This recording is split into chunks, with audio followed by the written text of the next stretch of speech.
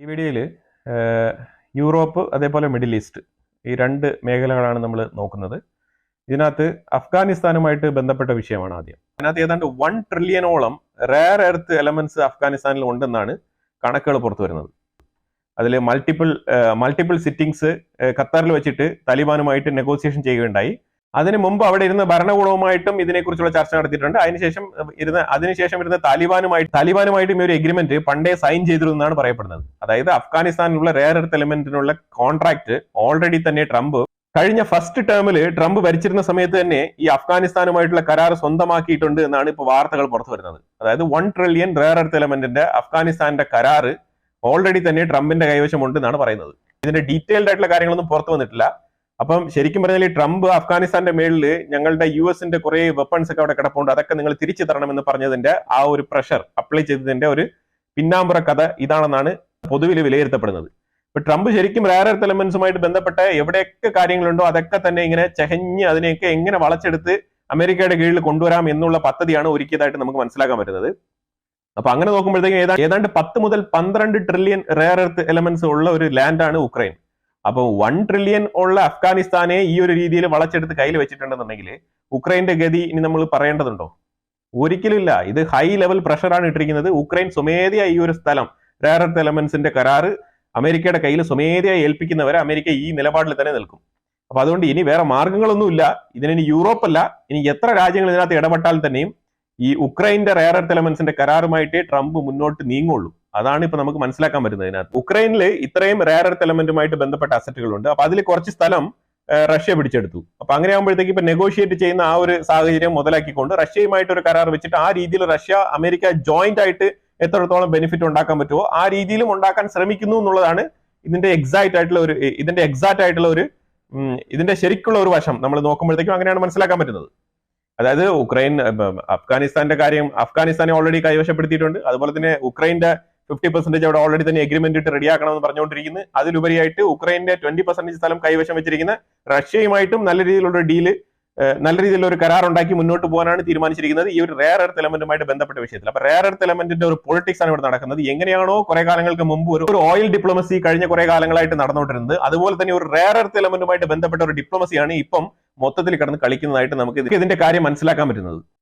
Illegal emigrant ആയിട്ടുള്ള students, ഈ ഒരു അമേരിക്കൻ കോളേജുകളിലൊക്കെ പഠിക്കുന്ന ഇല്ലീഗൽ എമിഗ്രന്റ് ആയിട്ടുള്ള സ്റ്റുഡൻസ് ആ കോളേജുകളിൽ ഒരുപാട് പഠിക്കുന്നുണ്ട് എന്നുള്ള വിവരം വന്നു കഴിഞ്ഞാലോ, ഇനി അഥവാ ആ ഇല്ലീഗൽ എമിഗ്രൻസ് ഇതേപോലെ ഇല്ലീഗൽ എമിഗ്രന്റിനെ പിടിച്ച് പുറത്താക്കുന്ന ഈ ഒരു നിയമത്തിനെ എതിർത്തുകൊണ്ട് കോളേജുക്കുള്ളിൽ പ്രകടനങ്ങളോ ഇതേപോലത്തെ ചില പ്രൊട്ടസ്റ്റുകളോ നടത്തി കഴിഞ്ഞാൽ, അങ്ങനെ വിവരം കിട്ടിക്കഴിഞ്ഞാൽ ആ കോളേജിന് ഫെഡറൽ ഫണ്ട് കട്ട് ചെയ്യും എന്നാണ് പുതിയതായിട്ട് ഇപ്പൊ ട്രംപ് ഉത്തരവിട്ടിരിക്കുന്നത്. ചൈനയെ എതിർത്ത് നിൽക്കുന്ന ഏതൊരു സാഹചര്യത്തിലും അമേരിക്ക ഉണ്ടാവും എന്നുള്ളത് 100% ഉറപ്പുള്ള കാര്യമാണ്. അത് ഏതാണ്ട് ഉറപ്പിച്ചിട്ടുള്ള കാര്യം തന്നെയാണ്.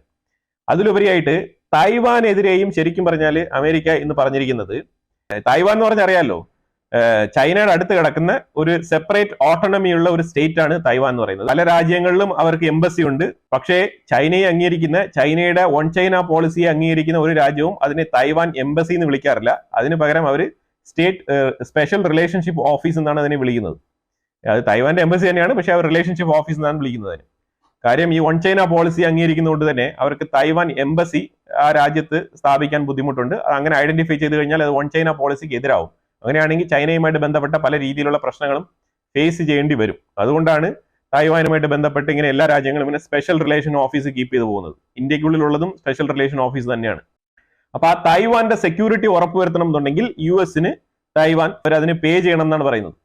അല്ലാതെ പേ ചെയ്യാണ്ട് ഒരിക്കലും, കാര്യം തായ്വാനുമായിട്ട് ഒരുപാട് ട്രേഡ് ഡെഫിസിറ്റ് ഉണ്ട്. കാര്യം വേറെ ഒന്നുമല്ല, ഈ TSMC എന്ന് പറഞ്ഞ ഈ ഒരു കമ്പനിയിൽ നിന്ന് ഒരുപാട് ചിപ്പുകൾ അമേരിക്കയിലോട്ട് അങ്ങോട്ട് കയറ്റുമതി ചെയ്യുന്നുണ്ട്. അതേസമയം അമേരിക്കയിൽ നിന്നും തായ്വാനിലോട്ട് ഇറക്കുമതി ചെയ്യുന്ന കാര്യങ്ങൾ എന്ന് പറഞ്ഞാൽ വളരെ കുറവാണ്. എക്സെപ്റ്റ് മിലിറ്ററിയുമായിട്ട് ബന്ധപ്പെട്ട ഡിഫൻസുമായിട്ട് ബന്ധപ്പെട്ട കാര്യങ്ങൾ അമേരിക്ക വല്ലപ്പോഴും കൂടെ ഒന്നോ രണ്ടോ ഇറക്കി കൊടുക്കുന്നതിന്റെ ഒരു വിഷയം മാത്രമേ ഉള്ളൂ. അപ്പൊ ആ ഒരു ട്രേഡ് ഡെഫിസിറ്റ് അമേരിക്കയും തായ്വാനും തമ്മിൽ വളരെ വലുതാണ്. അതിനെ എങ്ങനെ കൗണ്ടർ ചെയ്യാം എന്നുള്ള നിലയിലും കൂടെ ട്രംപ് ചിന്തിക്കുന്നുണ്ടെന്നുള്ളതാണ് കാര്യം. വേറെ ഒന്നുമല്ല, എല്ലാം കംപ്ലീറ്റ്ലി അമേരിക്കയ്ക്ക് എങ്ങനെ വരുമാനം കൊണ്ടുവരാമെന്നുള്ള ഒറ്റ എയിമോട് കൂടിയാണ് ട്രംപ് മുന്നോട്ട് പോകുന്നതായിട്ട് നമുക്ക് കാണാൻ കഴിയുന്നത്. അമേരിക്ക മൊത്തത്തിൽ ഉക്രൈനിന് കൊടുക്കാനുള്ള എയ്ഡും അതേപോലെ ഈ മിലിറ്ററി വെപ്പൺ സപ്ലൈ ഒക്കെ നിർത്തിയല്ലോ. പൂർണ്ണമായിട്ട് നിർത്തി, താൽക്കാലികമായിട്ട് നിർത്തി എന്നാണ് പറഞ്ഞിരിക്കുന്നത്. പക്ഷേ പൂർണ്ണമായിട്ട് നിർത്തിയതായിട്ടാണ് വാർത്തകൾ വരുന്നത്. അപ്പൊ ഇപ്പൊ ഉക്രൈനിൽ ഇനി എത്ര ഉണ്ട് എന്ന് ചോദിച്ചു കഴിഞ്ഞാൽ, ഉക്രൈൻ ഒരു 2 to 3 months പിടിച്ചു നിൽക്കാനുള്ള അമേരിക്കയിൽ നിന്ന് സപ്ലൈ ചെയ്ത് കിട്ടിയ വെപ്പൺസ് ബാക്കിയുണ്ട്. ഒരു 2 to 3 months അവർക്ക് ആവറേജ് ഒന്ന് പിടിച്ച് നിൽക്കാം. ബൈഡൻ പോകുന്നതിന് മുമ്പ് ഇറക്കി കൊടുത്തിട്ട് പോയ കുറെ സാധനങ്ങൾ അവരുടെ കയ്യിലുണ്ട്. അത് വെച്ച് കുറച്ചൊരു 2 to 3 months പിടിച്ച് നിൽക്കാം. പക്ഷേ അതിലുപരിയായിട്ട് നിൽക്കാൻ പറ്റത്തില്ല. കാര്യങ്ങൾ അവതാളത്തിലാവും എന്നാണ് വിലയിരുത്തപ്പെടുന്നത്.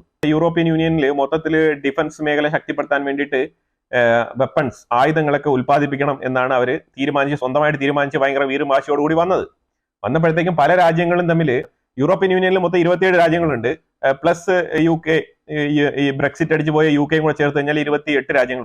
UK ഇപ്പം യൂറോപ്യൻ യൂണിയനിൽ അല്ലെങ്കിലും ഇവരോടൊപ്പം ചേർന്ന് തന്നെയാണല്ലോ ഈ കാര്യങ്ങളൊക്കെ നടത്തിക്കൊണ്ടിരിക്കുന്നത്. അപ്പൊ അതുകൊണ്ട് നമ്മൾ അതിനെയും കൂടെ ചേർത്ത് ഒരു 28 രാജ്യങ്ങളുടെ കപ്പാസിറ്റി എടുത്ത് പറഞ്ഞു കഴിഞ്ഞാൽ വളരെ തുച്ഛമായ 4-5 രാജ്യങ്ങൾ മാത്രമേ ഈ ഒരു വെപ്പൺ ഉണ്ടാക്കാനുള്ള, മാനുഫാക്ചറിങ് ചെയ്യാനുള്ള എന്തെങ്കിലുമൊക്കെ സാമഗ്രികൾ ഉണ്ടെന്ന് അറിയാൻ കഴിയുന്നത്.